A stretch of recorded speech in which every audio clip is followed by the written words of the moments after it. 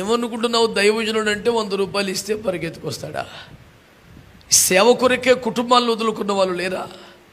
సేవ కొరకే ఆస్తిలో తమకొచ్చే వాటాను కాదనుకున్న వాళ్ళు లేరా? సేవ కొరకే చేస్తున్న చిన్నదో పెద్దదో ఉద్యోగాన్ని వదిలిన వారు లేరా? సేవ కొరకే స్వజనుల చేత కూడా తృణీకరించబడి రోజు నిందలు పడుతున్న వారు లేరా? తమ కుటుంబాల్లో పెళ్ళిళ్ళ కన్నా సంఘ బిడ్డల యొక్క పుట్టినరోజును ఎక్కువగా భావించి అందరికీ దూరం అవుతున్న వాళ్ళు లేరా? అన్ని విధాలా నష్టపోతున్న సేవకులను పట్టుకొని 100 రూపాయలు ఇస్తే ఎవడైనా వస్తాడని మాట్లాడితే నాకు పిచ్చి కోపం వచ్చింది. యథార్థంగా మీ దగ్గర ఒప్పుకుంటున్నాను.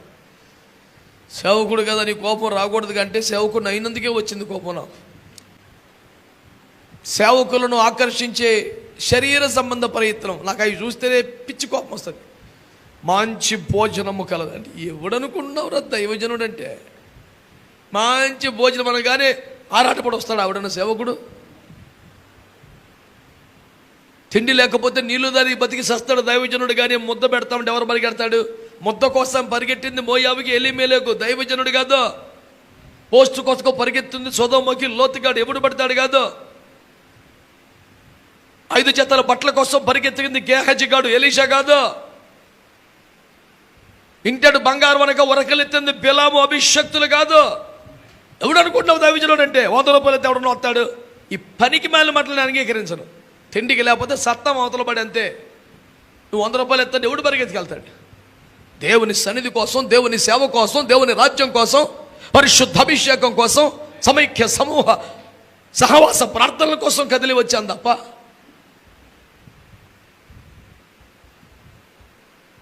ఇలాంటి పనికి మాలిన మాటలు నేను ఎంకరేజ్ చేయలేదు ఎప్పుడు కూడా. దైవజనుడు చిన్నవాడైనా, కొత్తగా సేవకుడైనా వాడు గౌరవించబడాలి, వాడు కనపరచబడాలి. సేవకుడు అంటే సేవకుడు అంతే. వయసును బట్టి, చదువును బట్టి, ఇంకో దాన్ని బట్టి గుర్తింపు వ్యవహారం ఉంటే అది ఫక్తు రాజకీయం అవుతుంది, మళ్ళీ సేవ అవుతాం. అతను అభిషేకించబడ్డ సేవకుడా కాదా అయితే కథ నువ్వు అతన్ని గౌరవించాల్సిందే. ఎక్కువ తక్కువ మాట్లాడి ముచ్చటేమి లేదు. ఇతడు మనవాడా కాదా? మనవాడంటే అసలు నువ్వెవడివిరా? ఏందిరా కేటగిరీ పేరేంటి? వాడు ఎంత తోడైనా నేనైతే ఖాతరు చేయనటువంటి పనికి మళ్ళీ మాట్లాడితే. పౌలు గారు ఏమన్నారు? కాగా మనము చనిపోయినా బ్రతికిన ప్రభువారమై ఉన్నా.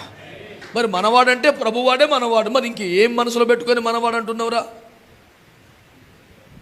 ఎవడు పిచ్చోళ్ళు లేడు, అమాయకులు లేడు, పనికి మళ్ళీ భాష మాట్లాడద్దు ఎవడు కూడా. నన్ను ఒకటి అడిగాడు, సార్ మీ వర్ణం ఏమిటి అన్నాడు.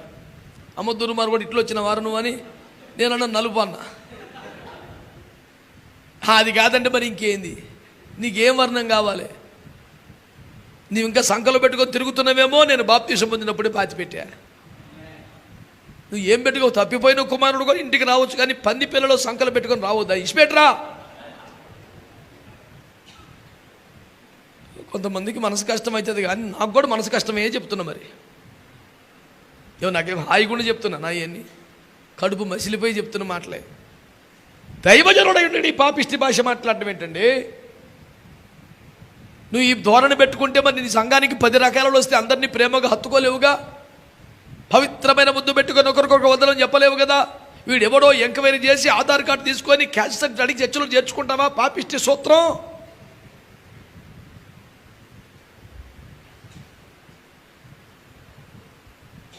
ఈ దరిద్రం నశించును గాక.